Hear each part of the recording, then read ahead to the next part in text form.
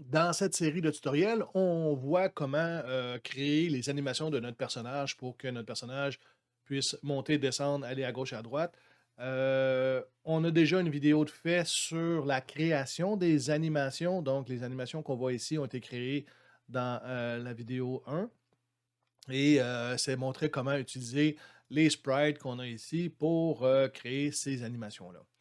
On avait vu que lorsqu'on crée les animations, ça nous met dans le animator chaque animation ici. Donc, on en a pas mal. Donc, c'est les animations qui ont été là. Je vais juste vous montrer comment ces états-là sont créés. Quand on glisse, justement, comme ce qu'on a fait, là, on avait glissé nos sprites directement sur notre personnage, ça, on sauvegardait notre animation et il venait porter ça ici. On peut les recréer, ces boîtes-là, si on veut. Si jamais j'en supprime une, je peux la recréer. Donc, je peux aller dans l'animator, je vais juste me laisser un petit peu plus de place. Je vais faire bouton droite et c'est un état. On va créer un état et c'est un état empty. Donc, si je sélectionne ça, je peux renommer. Bon, mettons que je lui dis attente droite, mais je vais mettre deux parce que j'en ai déjà une, attente droite. Là. C'est juste pour l'exemple. Et ce que je vais faire, c'est la motion ici. Je vais aller chercher l'animation que j'ai créée. Donc, attente droite ici de cette façon-là. Donc, il les a créés par défaut lorsque j'ai créé mes animations, mais si je voulais, je pouvais en créer d'autres et jouer avec ça ici, avec les paramètres. Donc, le but, c'était pas ça ici. Le but, c'était de créer des blend trees parce que en tant que tel, si je commence à jouer juste avec des états simples comme ça, OK, chaque animation a son propre état, ben ça devient extrêmement compliqué de faire des transitions vers gauche, droite, au bas pour toutes les animations que j'ai, la marche, la course, le coup d'épée. Donc, je vais me trouver une façon peut-être plus facile de regrouper ça. Et une de ces façons-là, c'est de se créer des états qu'on appelle blend tree. Donc, ici, je vais faire bouton droite, comme encore là, create a state, créer un état, mais au lieu de prendre le empty, je vais prendre from blend tree. Donc, ça ressemble beaucoup. Ce que moi, je vais faire, je vais quand même laisser le nom blend tree parce que, bon, sinon, on est un peu en confusion entre un état normal ou un blend tree. Et ce que je vais simplement ici ajouter, je vais mettre attente. Toutes mes animations d'attente vont aller dans ce blend tree-là. Donc, je n'utiliserai plus ceux-là qui sont ici, les quatre qui sont là. Je vais les utiliser plutôt dans le blend tree d'attente. Donc, pour pouvoir utiliser le blend tree, je vais double-cliquer dessus. Donc, je rentre dans une nouvelle fenêtre. On peut voir ici que, bon, je suis dans le blend tree attente. Je peux revenir sur le base layer. Donc, je reviens à ce que j'avais au départ, mais je peux rentrer dans mon blend tree ici. Si on remarque bien ici, je suis dans les paramètres. Quand j'ai créé un blend tree, il m'a créé ici un élément blend. OK? C'est le mot que je vois ici. Donc, c'est un chiffre entre 0 et 1 présentement. Et on va voir à quoi ça peut servir. Donc, cet élément-là ici est très important parce que c'est l'élément, le paramètre qu'on va utiliser dans notre programmation avec notre input system. Donc, comment ça fonctionne un blend tree? OK. Présentement, quand je clique dessus, je peux voir ici, bon, le personnage que j'ai. Il faut toujours faire attention, OK, c'est fait un peu pour la 3D, mais on va l'utiliser en 2D. On a la flèche qui devrait pointer toujours vers l'infini. Donc, si on veut vraiment voir l'animation, sinon, si je m'emmène de côté, ben, je vois le personnage, mais on va voir qu'il faut être à l'envers. Votre gauche et votre droite vont être différentes. Donc, si on prend la flèche bleue, l'axe des Z, on veut l'avoir vers l'infini, comme ça. Donc, même si je m'en vais assez comme ça ici, je vais avoir juste le personnage de même. Donc, ce que je veux faire, moi, c'est, ben, je vais vous montrer un peu c'est quoi le blend tree. Ça veut dire que, bon, ici, j'ai le blend tree et j'ai le type de blend tree. Je vais le laisser à 1D juste pour montrer un effet, qu'est-ce que ça peut donner. Donc, ici, je vais ajouter les animations que je veux. Donc, je vais peut-être ajouter une animation en cliquant ici. Je vais prendre mon animation d'attente vers le bas. Je vais en ajouter un autre et je vais prendre l'animation vers la droite. Et peut-être un autre, Add Motion Fill. Et bon, je peux prendre, mettons que j'en prends un autre, l'épée vers le bas. OK? C'est un exemple, OK? Ça ne servira pas réellement. C'est pas tout à fait ça que je veux faire, mais je veux juste vous montrer à quoi ça peut ressembler. Donc, si on peut voir ici le threshold, OK? Donc, quand le chiffre ici du blend, il va être à 0, c'est attendre du bas qui va être joué. OK? Si je me rapproche plus de 0,5, c'est l'attente de droite. Donc, si je m'en viens ici et que je m'en viens, on le voit là, le personnage, je ne sais pas si vous voyez le personnage, mais quand je vais aller, en réalité, c'est 0,25, là, il fait un calcul. Donc, à 0,25, on le voit ici, l'animation, là, le blanc est passé sur le attente droite. Et si je m'en viens assez, je m'en viens avec le coup d'épée. Donc, je m'en vais de ce côté-là. Donc, on peut voir ici que le threshold, à 0, on a l'attente vers le bas. À 0,5, on a l'attente vers la droite. Et on a l'épée bas ici, de cette façon-là. Ici, on pourrait jouer avec la vitesse de l'animation. Je vais le laisser comme ça parce qu'on pourrait aller jouer plutôt dans l'animation directe. Là, on pourrait, donc, c'est toujours des possibilités. Mais des fois, on va toujours prendre la même position pour ne pas trop jouer avec la vitesse un peu partout. Et bon, celui-là ici, c'est plutôt quand on va jouer en 3D, là, on ne va pas jouer avec ce paramètre-là ici en 2D. Donc, ça, c'est fait. Donc, je peux simplement même faire play ici. Je vois l'animation et quand je vais passer à l'autre, c'est l'autre animation et il va jouer le coup d'épée comme ça. Donc, ce que je veux faire, moi, avec le Blend Tree, en réalité, moi, ce que je voudrais, c'est jouer avec les touches de clavier ou avec une manette. Et quand je vais de gauche à droite, ben, vous avez déjà vu peut-être le input system. Quand je m'en vais à gauche, ça va me donner -1. Et quand je m'en vais vers la droite, ça va me donner 1. Et quand je ne touche à rien, ça va me donner 0. Donc, ça serait assez agréable de pouvoir prendre le chiffre qui est ici pour l'associer avec mes touches de clavier, donc le gauche-droite, le -1 à 1 ou 0. Par contre, ici, moi, j'ai le gauche-droite, ça c'est intéressant, mettons, mais je voudrais éventuellement aussi avoir un autre axe, le haut et le bas. Donc, c'est pour ça qu'ici, présentement, c'est marqué Blend Tree 1D, parce que j'ai seulement un axe. Moi, ce qui m'intéresse plus, parce que je veux jouer avec le haut et le bas aussi, je vais aller chercher 2D Sample Direction. Et là, on voit que ici, ça change. Les paramètres ici, j'ai 2 fois Blend. OK. Ce paramètre, le premier paramètre, ça serait l'axe des X, donc gauche-droite. Et le deuxième paramètre serait le paramètre des Y, donc haut et bas. Donc, on va essayer de plutôt ici d'avoir un mot blend. On va essayer de se donner des noms un petit peu plus explicites parce que là, c'est peut-être pas si facile que ça de comprendre blend dans ce cas-ci. Donc, je vais simplement double-cliquer tranquillement sur le mot et moi, je vais l'appeler mouvement horizontal. OK. Donc, on voit ici que changer le paramètre, donc les deux axes, l'axe des X, c'est ce chiffre-là qui va jouer avec, et le mouvement ici, encore là, c'est horizontal. Donc, si je veux avoir vraiment horizontal et vertical, je vais me faire un autre paramètre. Je vais aller dans le plus ici et je vais faire un float et je vais l'écrire mouvement vertical.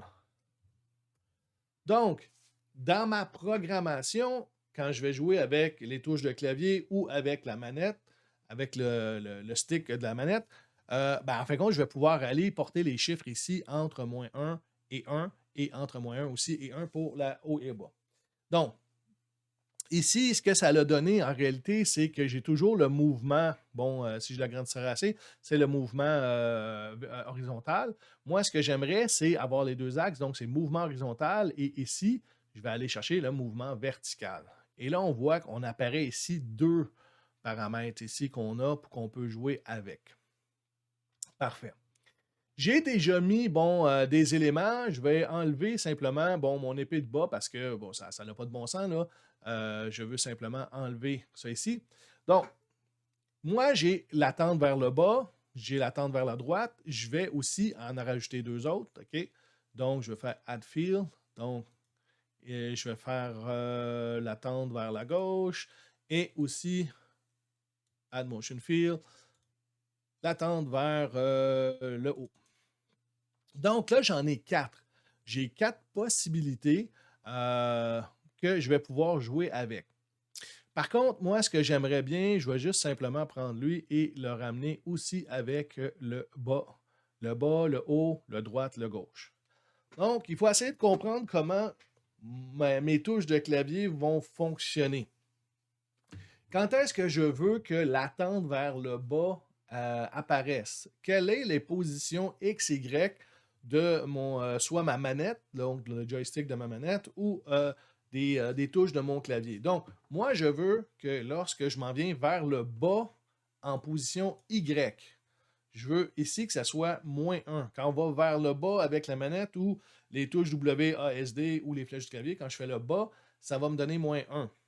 Quand je m'en vais vers le haut, ben, la position ici va être 0 et ici, ça va être 1. On voit déjà que mon petit graphique ici va commencer à se mettre à jour. OK, je vais remonter un petit peu. Je vais simplement diminuer ça pour voir tout. Donc, quand est-ce que je veux aller à droite? En réalité, moi, c'est quand je pousse la manette vers la droite ou que je fais la flèche de droite. Et ce que ça va me donner le chiffre 1 en X, ma position en X. Et vers la gauche, ça va me donner la position -1. Et là, on peut voir que ça s'est bien positionné ici. OK? Donc, devrais avoir mon animation de gauche ici, mon animation de droite là, mon animation du haut et mon animation du bas. Comment ça fonctionne, ça? Ben, simplement, je peux prendre la petite bille rouge et je peux simplement la bouger comme ça. Donc, si je m'en vais en haut, on voit ici, mettons, l'animation. Je vais faire un play dessus. Donc, la petite bille rouge, elle est plus proche de mon animation du haut, c'est elle qui va gagner. Si je m'en viens en bas, ben, c'est l'animation attendre vers le bas qui va gagner. Si je m'en vais vers la gauche, c'est l'animation attendre vers la gauche qui va gagner. Et sinon, ça va être ici l'animation vers la droite qui va gagner. OK? Donc, c'est la même chose que de jouer avec les éléments ici. Donc, si je m'en viens vers la gauche, c'est elle qui va gagner. Si je m'en viens vers la droite, c'est lui qui gagne. Bon, je remets ça à peu près à 0. Si je m'en viens vers en bas, bon, mon animation était déjà par en bas et mon animation par en haut. Si les deux éléments sont à 0, parfait, ou c'est OK, comme ça ici. Donc, il ne peut pas décider qui va avoir l'animation. OK, on ne touche pas à la manette en tant que telle, OK? Parce que j'ai lâché la manette ou je ne touche pas à mes touches de clavier. Donc, les deux mouvements sont revenus à 0 de mon player input. Qu'est-ce qui va être comme animation? Ben, en réalité, il va prendre la première en haut ici. Donc, la première, elle est quand même assez importante. Lorsque les chiffres vont redevenir à 0, ben, il va prendre la liste dans l'ordre ici. Donc, il va prendre l'animation d'attente vers le bas, qui est une bonne chose pour moi quand je vais lâcher éventuellement, si jamais je lâche le clavier. Ou quand je commence une animation et que je commence le jeu et que je n'ai pas encore touché au clavier, c'est l'animation vers le bas qui va jouer. On va se trouver une stratégie là, pour garder du côté gauche ou droite si on se déplace vers la gauche et la droite. Donc, on a ça ici. C'est assez intéressant de pouvoir faire ça. Donc, j'ai mes 4 animations d'attente et les 4 animations, ben, en réalité, je peux les jouer selon ce que je vais mettre ici dans les chiffres. Si je veux l'essayer, moi, dans le jeu pour le vrai, parce que ça ici, c'est une simulation, bon, je vais sélectionner mon personnage. Pour faire ça, par contre, je vais revenir ici et je voudrais que ben, mon animation par défaut, là, ça ne soit pas un état simple comme ça ici. Je veux vraiment que ce soit le blend tree. Donc, je vais faire bouton droite sur mon blend tree attente et je vais dire set as layer default state. Donc, va jouer cette animation-là par défaut. Donc, c'est celle-là qui va jouer quand je vais jouer mon animation. Donc, je lance mon animation. Donc, on voit que l'animation fonctionne. Là, je ne suis pas dans le blend tree, je suis à la base, la layer base, là, base layer. Donc, je vois toutes les animations, mais c'est celle-là ici qui joue.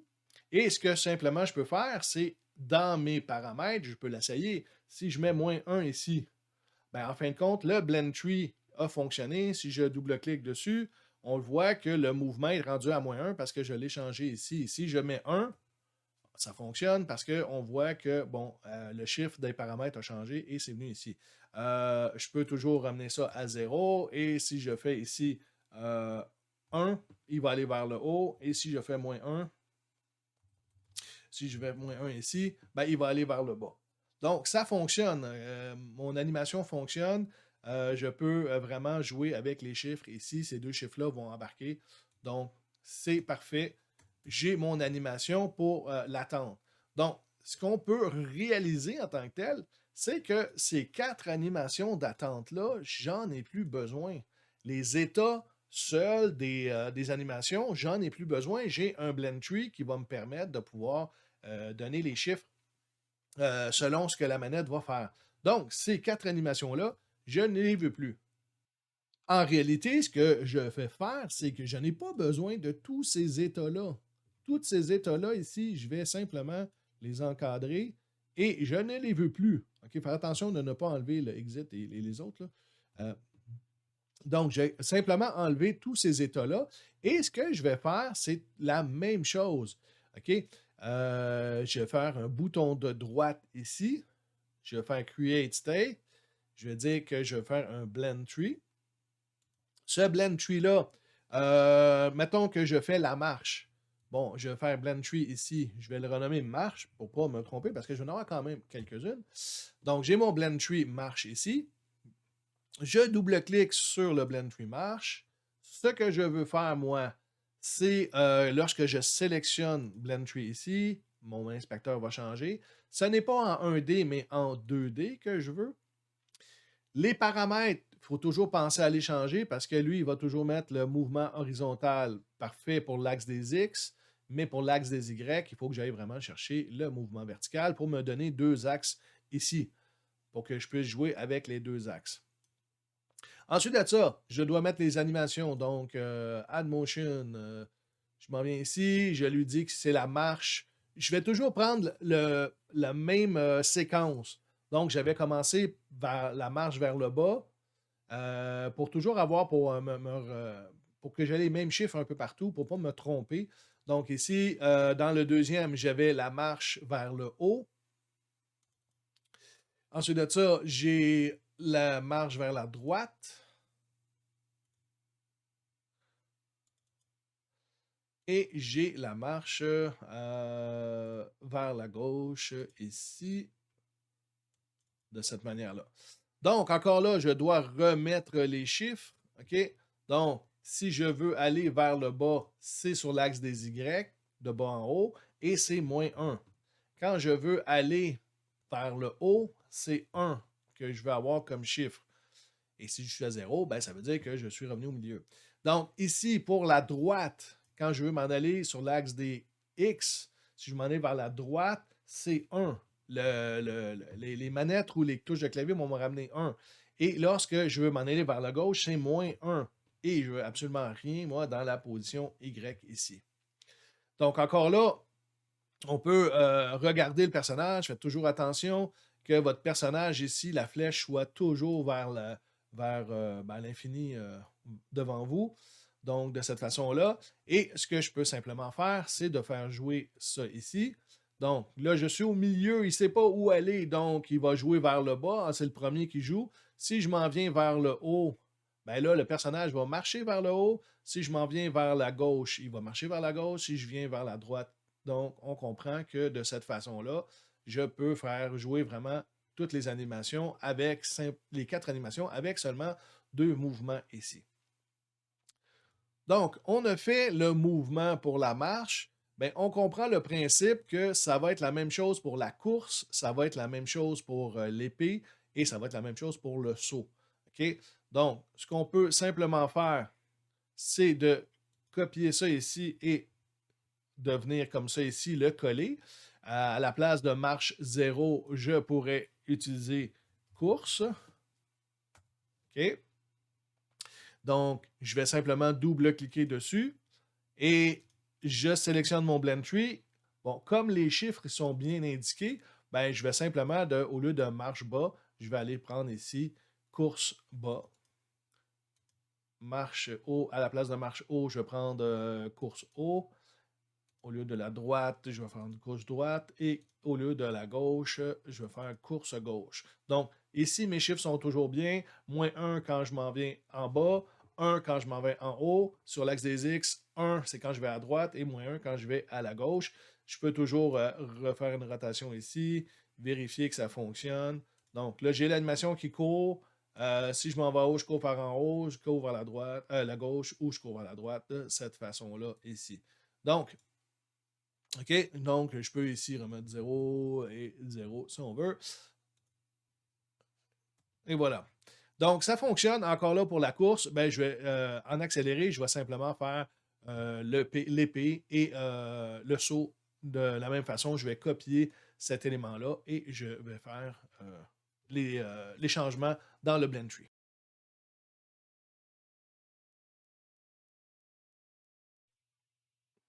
Et voilà. À la place d'avoir énormément d'états pour mes animations, ben, présentement, j'en ai juste 5. Donc, j'ai l'attente, la marche, la course, l'épée, le saut. Je pourrais en avoir d'autres si, mettons, j'avais des animations pour la mort, des animations pour la victoire ou d'autres sortes d'animations, d'autres armes. Là, présentement, j'ai juste un épée. Mais donc, on pourrait avoir plusieurs animations comme ça ici. Mais on voit que ça peut quand même réduire énormément le nombre d'états qu'on va avoir dans notre animator. Donc, prochaine étape, ben, c'est de savoir quand est-ce que moi je veux passer de cet état-là à cet état-là. Bon, de l'attente vers la marche, vers la course ou de faire l'épée. Donc, on va continuer à voir notre animator.